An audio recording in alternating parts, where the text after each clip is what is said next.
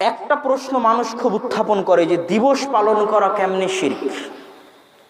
আমি আর উত্তর দিয়ে বলতে চাই, একদিন রাসূল সাল্লাল্লাহু আলাইহি ওয়াসাল্লামের সাথে তিরমিজিতে এই হাদিস পাবেন, সাহাবীরা চলতেছে, তো সাহাবীরা আল্লাহ রাসূলকে বলতেছে, আল্লাহ রাসূল, খ্রিস্টানদের একটা গাছ আছে জাতে আনওয়াত, যেই গাছে খ্রিস্টানেরা তরবারি ঝুলিয়ে রাখে, আমাদের জন্য যদি এরকম একটা গাছ বানিয়ে দিতেন যে গাছে আমরা তরবারি ঝুলিয়ে রাখতাম, এরকম যদি একটা নির্দিষ্ট কিছু বানিয়ে দিতেন যেখানে আমরা নির্দিষ্ট জায়গায় বসে বিশ্রাম নিতাম, নির্দিষ্ট গাছে তরবারি ঝুলিয়ে রাখতাম, এরকম যদি একটা করে দিতেন, তো রাসূল সাল্লাল্লাহু আলাইহি ওয়াসাল্লাম উত্তর কি দিলেন?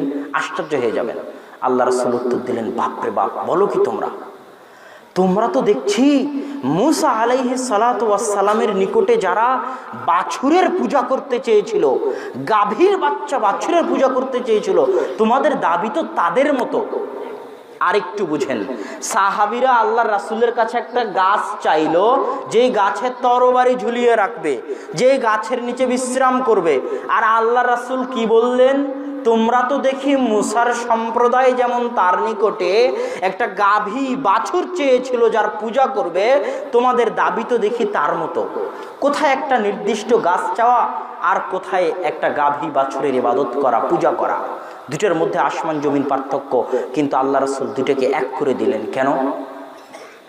পৃথিবীতে নির্দিষ্ট কোনো সময়ের, নির্দিষ্ট কোনো দিনের, নির্দিষ্ট কোনো স্থানের, নির্দিষ্ট কোনো জায়গার, নির্দিষ্ট কোনো বস্তুর, নির্দিষ্ট কোনো ব্যক্তির বিন্দুমাত্র মূল্য হতে পারে না, ইল্লা তবে আল্লাহ যেই জায়গার মূল্য দিয়েছে, আল্লাহ যেই দিনের মূল্য দিয়েছে, সেই দিন, সেই জায়গা, সেই স্থান ব্যতীত পৃথিবীর নির্দিষ্ট কোনো দিন, নির্দিষ্ট কোনো জায়গার কোনো মূল্য নাই।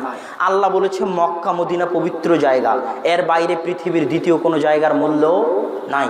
বাইতুল মাকদেসের কথা আল্লাহ বলেছে, শামের কথা আল্লাহ বলেছে, বাকি কোনো জায়গাকে মূল্যবান করার অধিকার কারো নাই। রমাজানকে আল্লাহ বলেছে মূল্যবান, শুক্রবারের দিনকে আল্লাহ বলেছে মূল্যবান, ঈদুল ফিতর ঈদুল আজহাকে বলেছে মূল্যবান। এগুলো বাদে আর কোনো দিনকে মূল্যবান করার অধিকার কারো নাই। যখনই সেটাকে মূল্য দিতে চাইবে, তখনই ওই মুসা আলাইহিস সালাতু ওয়াস সালামের সম্প্রদায় যেমন গাভীর পূজা করতে চেয়েছিল, ওই পূজা করার মতো হবে, যেন দিনটার পূজা করতেছে, দিনটাকে বিশেষ মর্যাদা দিয়ে। এই জন্য এটা শিরক, চলবে না, করতে পারবেন না। আপনি আল্লাহকে রব হিসেবে বিশ্বাস করেন ঠিকই, কিন্তু আল্লাহ সুবহানাহু ওয়া তাআলাকে ইলাহ হিসেবে বিশ্বাস করেন না।